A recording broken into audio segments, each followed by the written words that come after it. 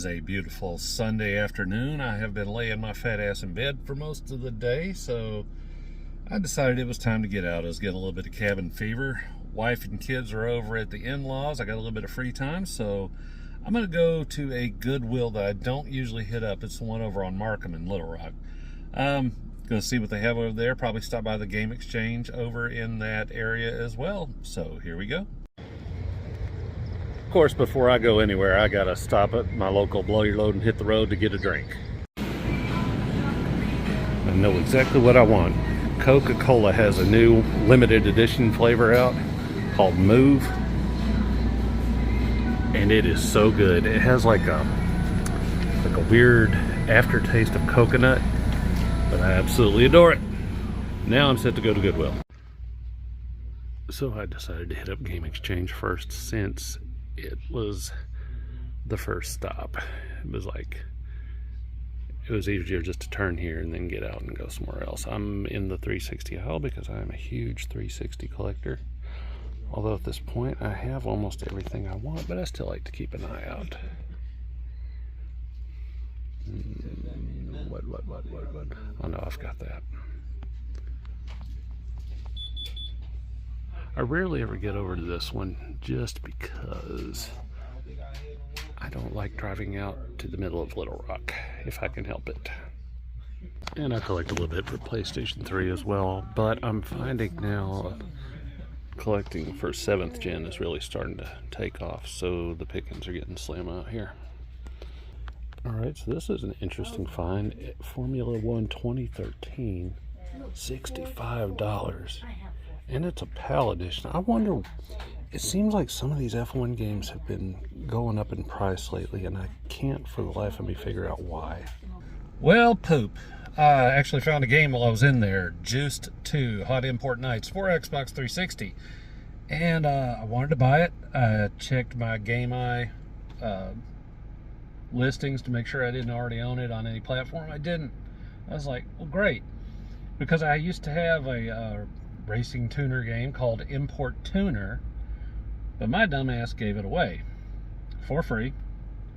So I was like, well, this is kind of in a similar vein. Let me go ahead and pick this up. And I get to the cash register, and the clerk had to buff it twice, and it still had a nasty gash in it. And I'm like, well, it might play, it might not, but I wasn't willing to take that risk, because if it didn't work, I was only going to be able to return it for store credit, so I just had to leave. Anyway, on to Goodwill. And here we go. I actually used to work at the Walgreens over there across from it, so I was in here pretty often. And one time I actually picked up a PlayStation 4 regular for $10. And I thought to myself, well, it probably doesn't work, but I figured I could sell it for parts and still make more money than I spent. And as it turns out, it worked perfectly. Had no issues. Was able to flip it for a couple hundred on eBay at the time. That was definitely one of my better. Alright, here we are at the movie aisle, which is a lot of times where this particular Goodwill tends to keep its games as well a lot of the time. But I can pretty much already tell that there are no games in this mix. So I'm just going to go look at the electronics. Alright, we got this old Sony cassette and CD boombox here. They want $20 for it. That's actually not bad. And they actually sell relatively well. But I already have too many of them cluttering up the garage and my death pile at home, and my wife would kill me if I brought home another one, so it's just going to have to stay. A bunch of Foreman grills. Wii Fit board. Man, oh man. Man, this is a really disappointing visit. I mean, nothing.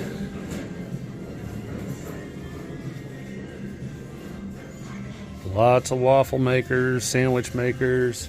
Man, I remember when Foreman grills were the absolute hotness, and the only thing I ever used mine for is cooking hot dogs. That really is the only arena in which they excel, in my opinion. Hey, a little Wii-base, but not for 10 bucks Goodwill. Not for $10. Okay, wait a minute. I did find a game. Deus Ex Invisible War PC. I have this on original Xbox, and it's a great game. The original Deus Ex is one of my favorite games of all time. Played it on my Gateway PC back in the day, around 2000, 2001. I am not a PC game collector, but that would almost be a nice little display piece. $3, and nah, probably not. Well, that's a real letdown. I'm gonna try to tone down the swearing just a little bit. I'm sorry, but obscenities are my second language. Man, you know, I remember a time, this was, 10 plus years ago, but you could walk into any Goodwill and just find tons of old games, game consoles. Nobody even really thought twice about them. It might have been a little over 10 years. But I mean, I remember walking into a Goodwill one time. It was the one over in North Little Rock. And I walked out with a Super Nintendo and a fistful of some classics, the Zelda games, the Mario games, all that. And the games were like $5 a piece. I paid $10 for the console.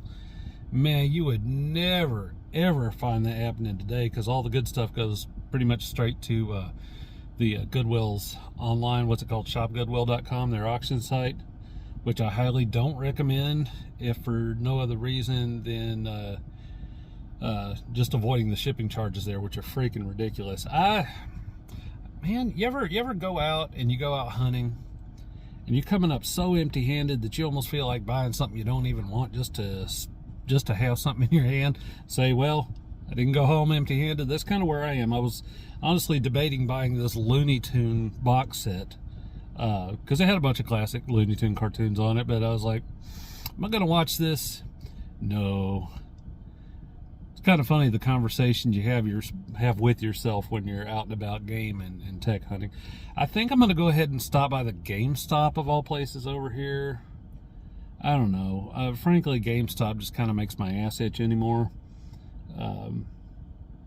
But I'm going to go because, I mean, I'm in the neighborhood, so why not? I remember when you could walk into a GameStop and it was just wall-to-wall games, and now there are so few. It's really sad.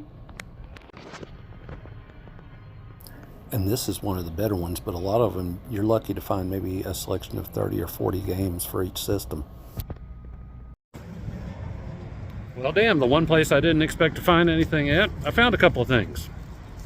Color me surprised. So I picked up a couple of Xbox One games to play on my Xbox Series X. I picked up, not nothing major, but a couple that look promising. I grabbed Tempest 4000. If it plays anything like the original Tempest, and it looks like it does, gonna have a lot of fun because Tempest was the shit back in the day. And this called Genesis Alpha 1, roguelike on an epic scale, something about yada yada, Earth is devastated, blah blah blah, you're trying to save the human race in space. And I had a $5 credit on my pro membership, so walked away with these two games for $10. And of course, homeboy tried to sell me on the $1 protection, and I know that's a big sales metric for them, that and the pro memberships, but I've never once bought it because I do this crazy thing called taking care of my games. And the poor store manager here, I think his name is Corey, he's just out here smoking and pondering his life choices and wondering, why the fuck am I working for GameStop? Well, I guess I'm getting greedy. Since I found something over at the other GameStop, I'll stop at the one here in the Benton Bryant area. I'm not a fan of GameStop in general, and this one in particular just really gets on my nerves, just because a couple of their associates tried something really slimy on me a couple of months ago, and I still haven't forgiven them for that. One of whom is laying there on the floor for whatever reason. I keep finding PlayStation 5s all over the place lately, and I still haven't bought one, but I'm so tempted. Well, didn't find much of anything in there. A couple of new games, the Hogwarts game and Atomic Heart, which I am also interested in buying and playing, but I don't know. I can't bring myself to pay like $50 to $70 for a game. I just can't. I am not the target demographic for most video game developers. Like, I'm not going to buy new. I just don't. And if everybody was like me, there would be no video game industry. I'm cognizant of this fact. Anyway, I said that they pulled something shady on me at this GameStop, so I figured I wouldn't let that story go untold. So I bought, around Christmas, they were having a big extra 50% off clearance sale at the time, and I picked up a couple of games. And, you know, I'm not a math genius, but I can do the basics in my head pretty well, and I know what our sales tax rates are around here. So I knew what the total was going to be. And when it came out to be about $3 or $4 more than that, I looked down at the screen, and it showed that they had just gone ahead and added their game warranties on without even asking me, which they usually do, but they didn't even ask this time. And it was, I noticed that when they were ringing the transaction that the dude was just like scooting through the screens really quickly. I think that was on purpose. But long story short, I got my money back, but the dude's partner in there was real snotty about it. He's like, well, these are clearance games. You can't bring them back once you buy them. Dude, I'm not going to. I've never done that. I'm not a game bringer backer unless I get them home and they're just unplayable. But yeah, I understand, again, like I said earlier, that game warranties and pro subscriptions are the two huge metrics for these stores.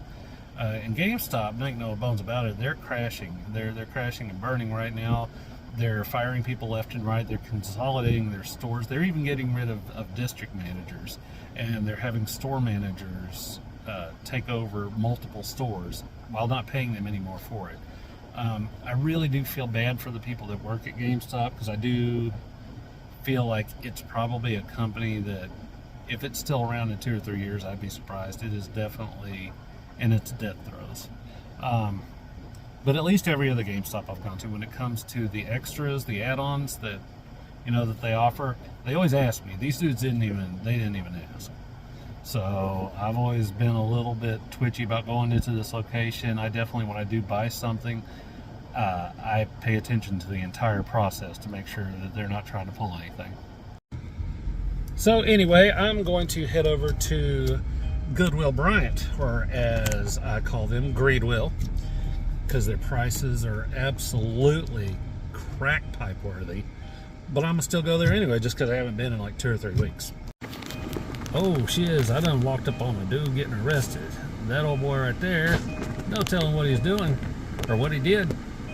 But he's having him a very bad day. So, I hope whatever it is he did, that he learns his lesson and doesn't do it again. That he's standing there in the silver handcuffs. Lord have mercy. God bless him. Bless his heart. Holy shit, they got quite a line going. So in the movie aisle again, and I can tell you this particular Goodwill, in addition to having insane prices, almost never freaking has games. I don't know what it is. Well, this is like the other one, just a lot of, in terms of electronics. But this little stand here, $15, painted it up, it'd make a good little multiple console stand. Too bad it wouldn't fit in my car. I would probably pick it up. Well, I just got out. I didn't find shit. It looks like they uncuffed this fellow, so maybe he's getting off of the warning. I don't know. Well, that's it for this day of hunting, I think. All the flea markets around here are closed on Sundays, kind of like Chick-fil-A. So if you want a spicy chicken sandwich or a cheap bit of bric-a-brac, you're just SOL on Sundays around here. So anyway, yeah, that old boy that got arrested or got cuffed, he's driving away now. So I'm not going to say what they probably suspected him of doing. But based on Saline County's notoriety for having a more than its fair share of methamphetamine production, I'm not saying that's what it was, but I wouldn't be surprised. That's just me speculating and being an asshole. Well, hot damn, y'all, the Cotton Shed is open on Sundays. This is a thing I did not know. So I'm going to pop in there real quick. I've had good luck here in the past. It seems like not all the sellers in there are completely off their rockers like they are at some indoor flea markets. Well, hot damn, they do have some games today. Some PSP titles. It'd be cool if I collected. Oh, UMD videos is what those are. Is there anything here that's catching my attention? Not so far.